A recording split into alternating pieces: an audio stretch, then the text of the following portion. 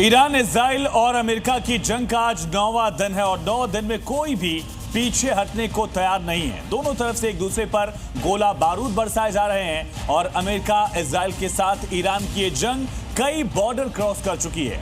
आइए आपको दिखाते हैं महायुद्ध के 9वें दिन की कुछ और बड़ी खबरें फटाफट अंदाज में। इन दिनों खाड़ी देशों में बारूदी बवंडर जमीन से आसमान तक देखा जा रहा है।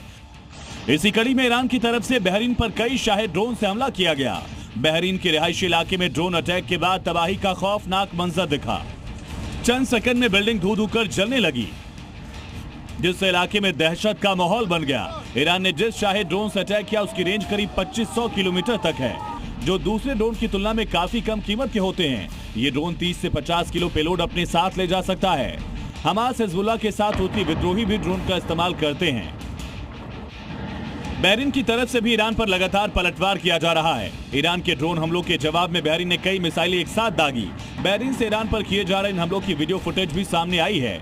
इन हमलों में ईरान को बड़े नुकसान की खबर आ रही है। दरअसल ईरान के ड्रोन हमलों का जवाब देते हुए बहरीन ने अपने high mobility artillery rocket system से ईरान की तरफ कई रॉकेट दागे। ईरान ने दावा किया कि इस हमले में मीठे पानी का प्लांट तबाह हो गया। ये पहली बार है जब बहरीन की सीमा से ईरान पर इतना बड़ा और सीधा रॉकेट हमला किया गया।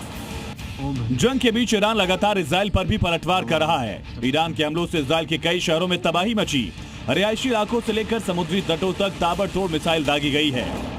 ईरान इजराइल पर लगातार क्लस्टर वॉरहेड से लैस बैलिस्टिक मिसाइलें दाग रहा है, लगातार उनका परीक्षण कर रहा है। ये मिसाइल हवा में फटने के बाद सैकड़ों छोटे बॉम्ब छोड़ती है, जो एक बड़े इलाके को तबाह करने की क्षमता रखती है।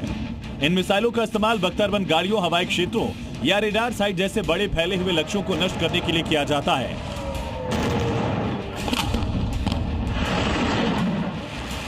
वेस्ट एशिया में ईरान के खिलाफ चल रही अमेरिका इजराइल की जंग अब और भी खौफनाक होने वाली है। अमेरिका का सबसे खतरनाक सुपरसोनिक बम वर्षक विमान B-1B लांसर ब्रिटेन के एयरबेस पर लैंड कर चुका है। इसकी तस्वीरें सामने आने से ईरान में हड़कंप का माहौल है। दरअसल मिडिल ईस्ट में जारी जंग के बीच अमेरिका ने ब्रिटेन के मिलिट्री एयरबेस पर अपना B-1 बॉम्बर विमान उतारा है।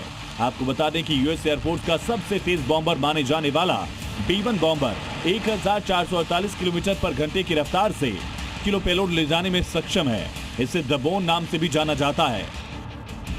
अमेरिका, इजराइल और ईरान के बीच जारी महायुद्ध का आज 9वां दिन है। ऐसे में मिडिल ईस्ट में बढ़ते तनाव के बीच लंबे समय बाद चीन ने ईरान को लेकर बड़ा बयान दिया। साफ तौर पर कहा कि किसी भी देश पर जबरन रेजिम चेंज की कोशिश स्वीकार नहीं की जा सकती।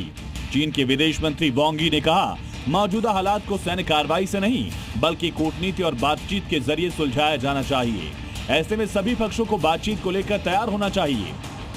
दरअसल ईरान की ऑयल फैसिलिटी पर हमले के बाद चीन को अपनी तेल आपूर्ति की चिंता सता रही है।